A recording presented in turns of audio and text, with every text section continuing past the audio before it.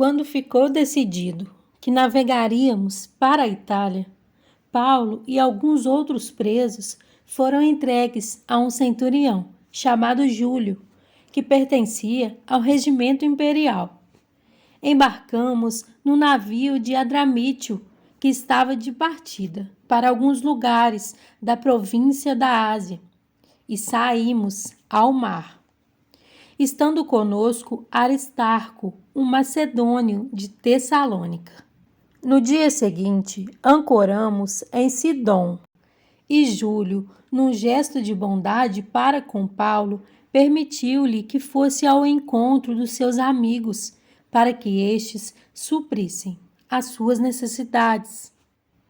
Quando partimos de lá, passamos ao norte de Chipre, porque os ventos nos eram contrários. Tendo atravessado o mar aberto ao longo da Cilícia e da Panfilha, ancoramos em Mirra, na Lícia.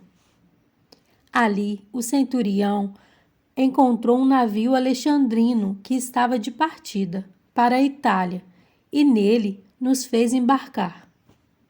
Navegamos vagarosamente por muitos dias e tivemos dificuldade para chegar a Cenido. Não sendo possível prosseguir em nossa rota, devido aos ventos contrários, navegamos ao sul de Creta, defronte a Salmona. Costeamos a ilha com dificuldade e chegamos a um lugar chamado Bons Portos, perto da cidade de Lazéia. Tínhamos perdido muito tempo e agora a navegação se tornara perigosa, pois já havia passado o jejum. Por isso, Paulo os advertiu: Senhores, vejo que a nossa viagem será desastrosa e acarretará grande prejuízo para o navio, para a carga e também para as nossas vidas.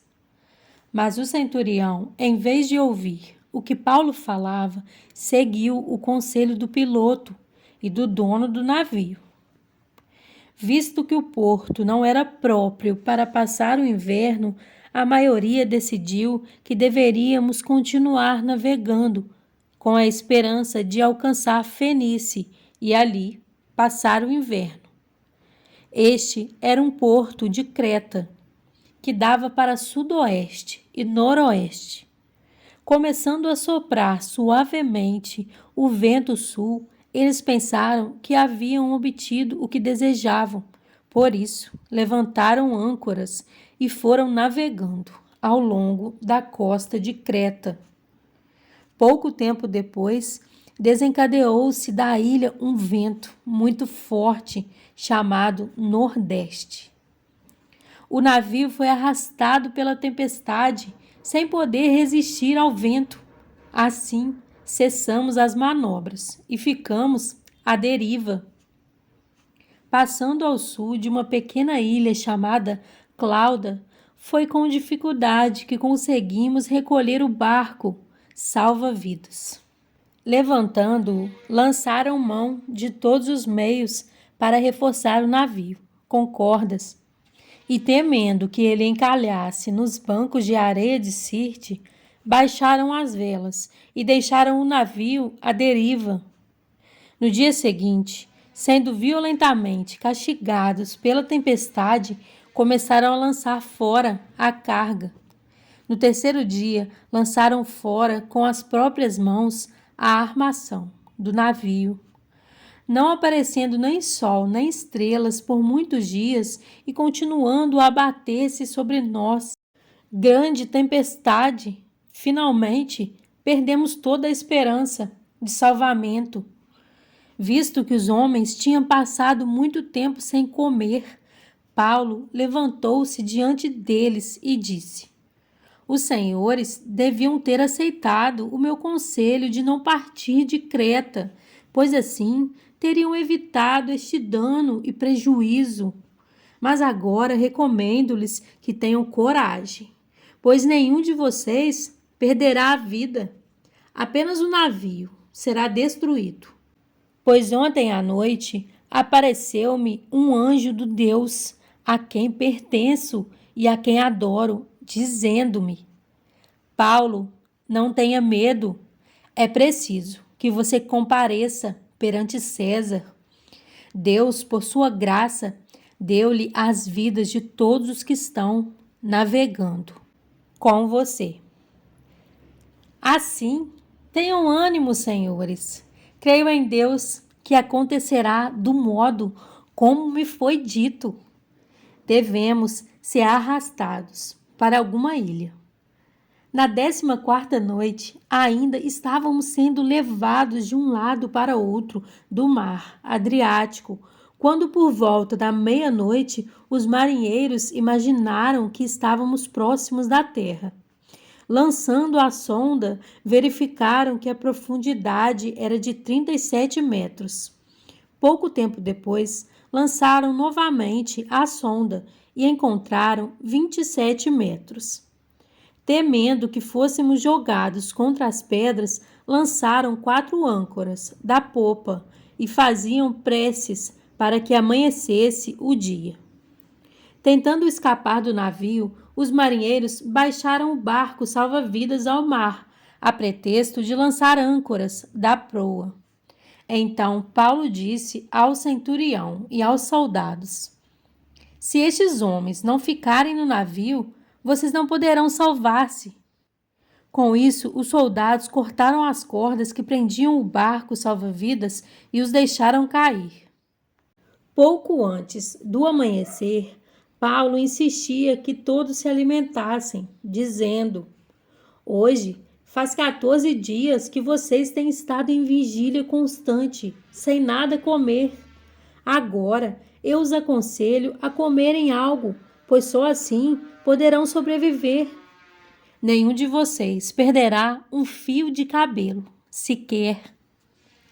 Tendo dito isso, tomou o pão e deu graças a Deus diante de todos. Então o partiu e começou a comer. Todos se reanimaram e também comeram algo. Estavam a bordo 276 pessoas. Depois de terem comido até ficarem satisfeitos, aliviaram o peso do navio, atirando todo o trigo ao mar. Quando amanheceu, não reconheceram a terra, mas viram uma enseada com uma praia, para onde decidiram conduzir o navio, se fosse possível. Cortando as âncoras, deixaram-nas no mar, desatando ao mesmo tempo as cordas que prendiam os lemes. Então, alçando a vela da proa ao vento, dirigiram-se para a praia. Mas o navio encalhou num banco de areia, onde tocou o fundo. A proa encravou-se e ficou imóvel, e a popa foi quebrada pela violência das ondas. Os soldados resolveram matar os presos para impedir que algum deles fugisse, jogando-se ao mar. Mas o centurião queria poupar a vida de Paulo e os impediu de executar o plano. Então ordenou aos que sabiam nadar que se lançassem primeiro ao mar, em direção à terra. Os outros teriam que salvar-se em tábuas ou em pedaços do navio. Dessa forma, todos chegaram a salvo em terra. Em João 14, 21 a 26, diz: Quem tem os meus mandamentos e lhes obedece, esse é o que me ama. Aquele que me ama será amado por meu Pai, e eu também o amarei e me revelarei a ele. Disse então Judas, não Iscariotes: Senhor, mas por que te revelarás a nós e não ao mundo? Respondeu Jesus: Se alguém me ama, guardará a minha palavra. Meu Pai o amará. Nós viveremos a ele e faremos nele morada. Aquele que não me ama não guarda as minhas palavras. Estas palavras que vocês estão ouvindo não são minhas, são de meu Pai que me enviou. Tudo isso lhes tenho dito, enquanto ainda estou com vocês.